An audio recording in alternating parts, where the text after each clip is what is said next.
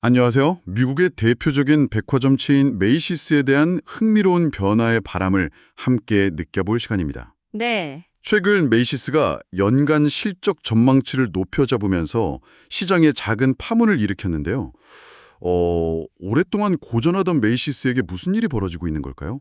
이 예상치 못한 긍정적 신호, 그 이면을 한번 깊숙이 들여다보겠습니다. 네, 오늘 우리가 살펴볼 것은 단순히 그냥 반짝하는 실적 개선?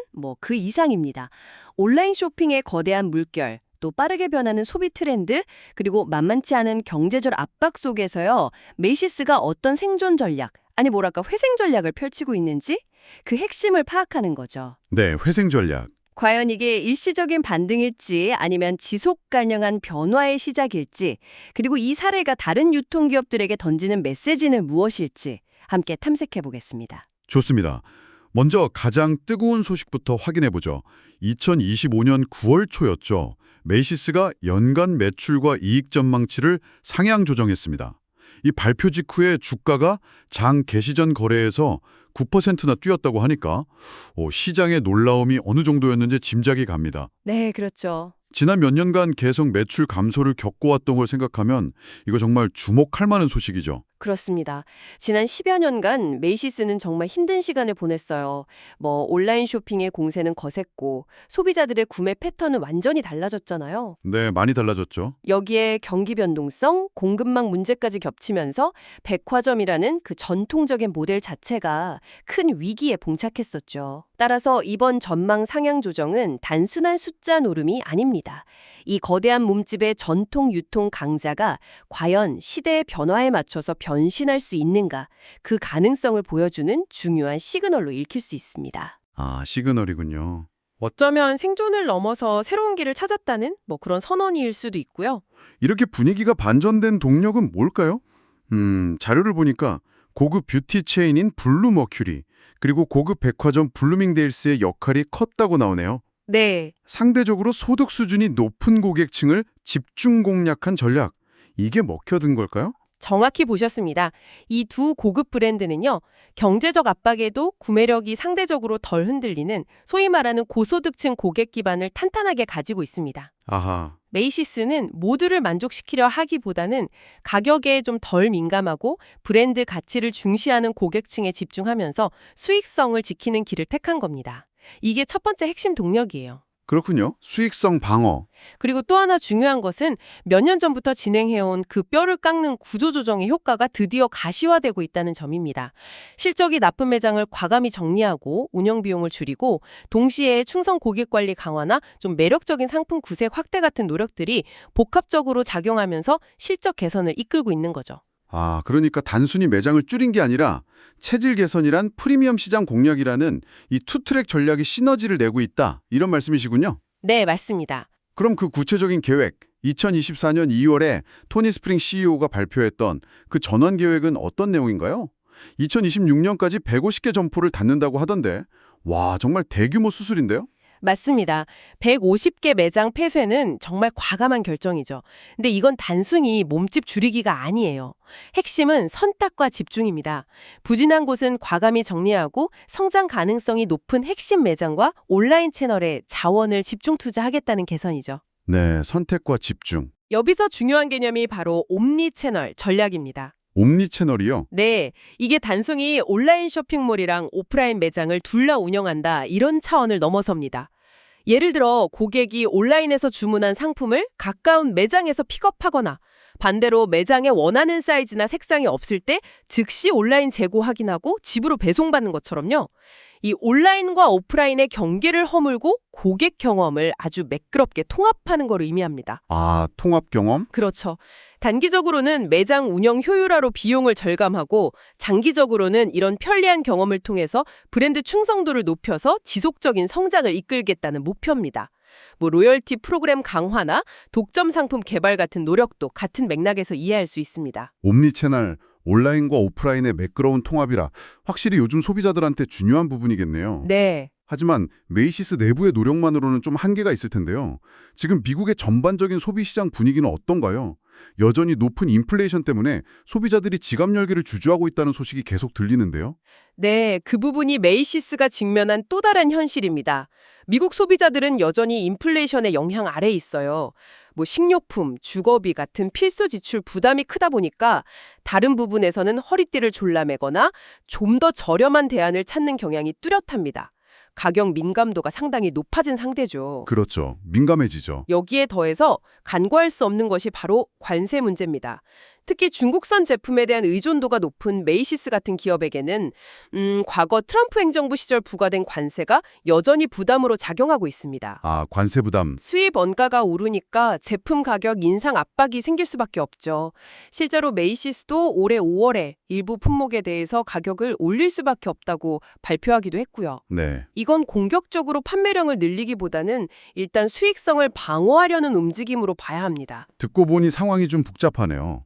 한편에서는 고급 브랜드로 고소득층을 공략하고 또 다른 한편에서는 관세와 인플레이션 때문에 가격 인상 압박을 받으면서 가격에 민감한 중저가 시장 고객들은 놓칠 수도 있는 그런 상황이군요. 바로 그 지점이 현재 소비 시장의 특징인 양극화를 명확하게 보여줍니다. 양극화. 네, 필수품이나 저가 상품 시장은 여전히 활발하지만 어중간한 가격대의 상품이나 서비스는 고전하는 경향이 있죠. 메이시스의 경우 본 브랜드는 이 중간지대에 상당 부분 걸쳐 있기 때문에 인플레이션이나 경기 둔화에 더 민감하게 반응할 수 있습니다. 반면에 블루밍데일스나 블루머큐리 같은 고급 브랜드는 상대적으로 경기의 영향을 덜 받는 고소득층 고객 덕분에 좀 안정적인 실적을 내고 있고요. 아, 이 양극화된 소비 패턴이 메이시스 전체 실적에는 긍정적인 면과 부정적인 면을 동시에 안겨주고 있는 셈이군요. 그렇군요. 자, 그럼 실제 성적표를 좀 더 자세히 살펴보죠. 올해 2분기 순매출이 전년 대비 2.5% 줄어서 13분기 연속 감소세를 기록했다고 합니다. 이것만 보면 여전히 좀 빨간불이 켜진 것 같은데요? 그런데 반전이 있다고요? 네, 여기서 주목할 점은 그 감소폭이 시장 전문가들의 예상보다는 훨씬 적었다는 겁니다. 예상보다 적게. 네, 그리고 매출액 자체도 예상치였던 47억 6천만 달러를 넘어선 48억 1천만 달러를 기록했죠. 하지만 정말 흥미로운 지표는 따로 있습니다. 바로 오운드 플러스 라이센스 기준 비교 매출이 1.9% 성장하면서요. 무려 12분기 동안 이어졌던 하락세를 마침내 끊어냈다는 사실입니다. 비교 매출? 그건 신규 매장이나 폐쇄 매장 효과를 빼고 최소 1년 이상 영업한 기존 매장들의 성과를 보여주는 지표 맞죠? 맞습니다. 그게 플러스로 돌아섰다는 건 의미가 크겠네요. 네, 그렇죠. 비교 매출은 기업의 핵심적인 영업 능력이 개선되고 있는지를 보여주는 아주 중요한 지표입니다.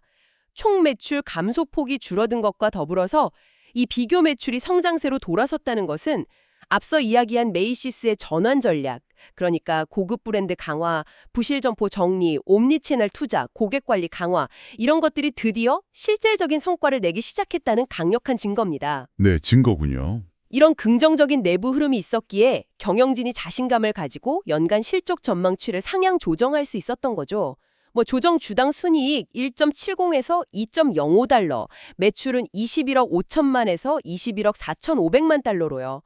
기업 스스로 전망치를 높인다는 것은 앞으로의 사업 방향에 대한 긍정적인 시그널이며 이건 투자자들에게도 좋은 신호로 받아들여집니다. 이렇게 실적이 개선되는 모습은 인상적인데요. 근데 결국 아마존이나 월마트 같은 거대 경쟁사들이 버티고 있는 치열한 시장에서 이걸 계속 유지하려면 뭔가 특별한 무기가 필요할 것 같습니다. 메이시스는 이들과 어떻게 차별화를 꾀하고 있나요? 가격으로 경쟁하기는 어려울 텐데요. 네, 메이시스도 가격 경쟁만으로는 승산이 없다는 것을 너무나 잘 알고 있습니다. 월마트의 그 초저가 전략이나 아마존의 편리성, 방대한 상품 구색, 이걸 따라잡기는 현실적으로 불가능하죠. 그렇죠. 그래서 메이시스가 택한 길은 차별화입니다.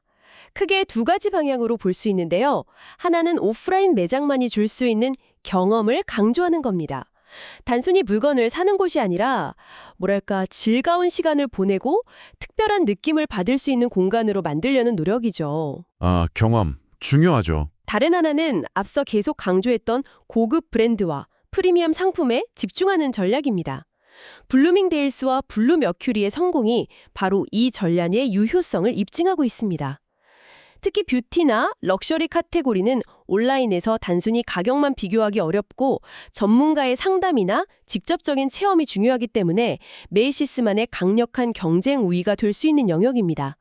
다른 대형 할인점들이 쉽게 넘볼 수 없는 영역이죠. 확실히 경험과 프리미엄이라는 이 두 축이 메이시스의 생존 전략의 핵심이군요. 네. 하지만 장밋빛 전망만 있는 것은 아닐 텐데요. 메이시스가 앞으로 넘어야 할 산들, 주의해야 할 위험 요인들은 어떤 것들이 있을까요? 물론입니다. 몇 가지 중요한 위험 요인들을 짚어봐야 합니다. 첫째는 공급망 리스크입니다. 여전히 중국 생산 비중이 높다는 점은 지정학적 긴장 고조나 미국의 대중국 무역 정책 변화, 예를 들어 추가 관세 부과 같은 외부 충격에 상당히 취약한 구조입니다. 네, 취약하죠. 갑자기 생산 비용이 치솟거나 물건을 제때 공급받지 못하는 상황이 발생할 수 있죠. 둘째는 소비자 지출 둔화 가능성입니다. 만약 미국 경제가 예상보다 더 나빠지거나 고금리 상황이 장기화돼서 가계 부채 부담이 커진다면 소비자들이 지갑을 더 굳게 닫을 수 있습니다. 그럴 수 있겠네요. 특히 메이시스 본 브랜드의 주 고객층인 중산층 소비가 위축될 경우 타격이 클 수 있습니다. 그리고 경쟁 환경의 압박이나 세워놓은 전략을 제대로 실행하는 문제도 빼놓을 수 없겠고요. 정합합니다. 셋째, 살벌한 경쟁 환경은 변수가 아니라 상수죠. 온라인 거인들의 공세는 계속될 것이고 오프라인에서도 타겟, TJ맥스 같은 경쟁자들이 끊임없이 고객을 유혹할 겁니다. 이 속에서 메이시스가 제공하는 차별화된 가치가 희미해진다면 다시 어려움에 빠질 수 있습니다. 네. 마지막으로 네 번째는 전력 실행력 그 자체의 문제입니다. 150개 매장을 순차적으로 폐쇄하고 남은 매장에 투자하는 것, 온라인과 오프라인 시스템을 매끄럽게 통합하는 옴니채널을 구현하는 것, 고객 경험을 혁신하는 것.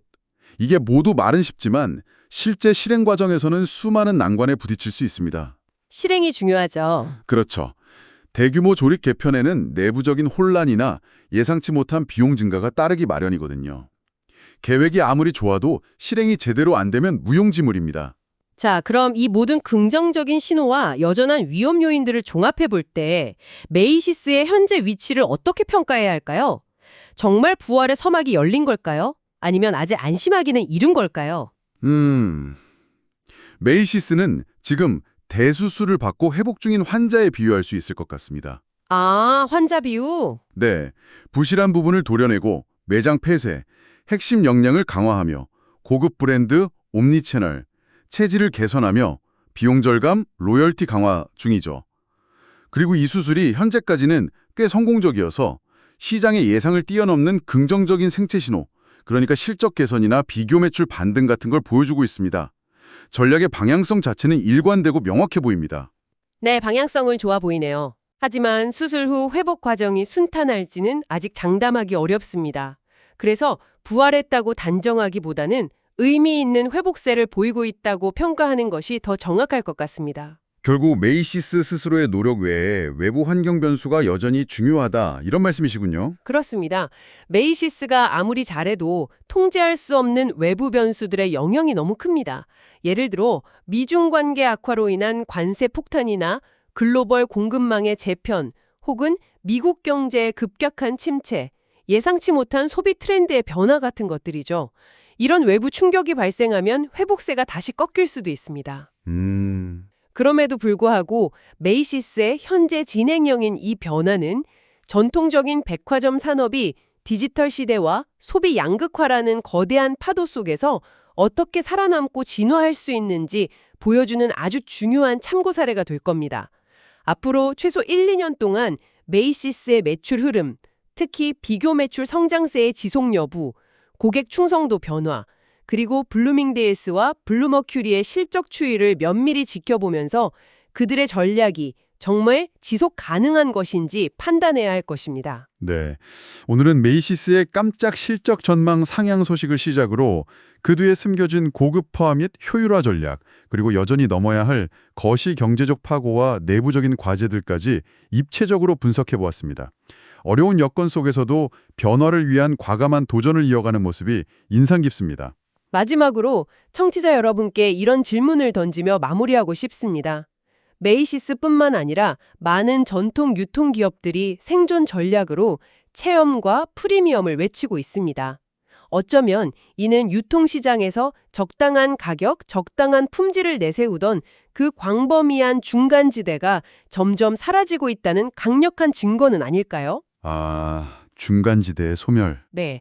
만약 앞으로 시장이 초저가 할인 정과 고급 프리미엄 시장으로 더욱 확연히 나뉜다면 그 사이에 존재했던 평범한 우리들의 쇼핑 경험은 어떻게 변하게 될까요?